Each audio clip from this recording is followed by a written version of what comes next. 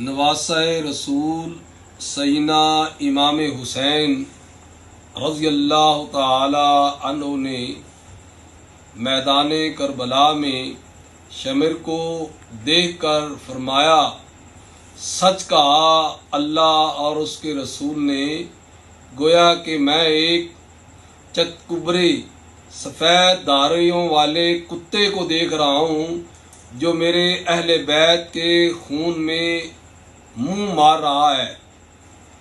شمر کو پھلبیری کا مرض تھا، اس کے جسم پر سفید دھبے تھے۔ ائمہ حدیث نے یہاں سفید داڑھیوں والے کتے سے مراد شمر کو لیا ہے۔ اس درندہ صفت اور کمینہ فطرت آدمی نے دیکھتے ہی دیکھتے خاندان رسالت کا ہرا بھرا باغ ویران کر دیا۔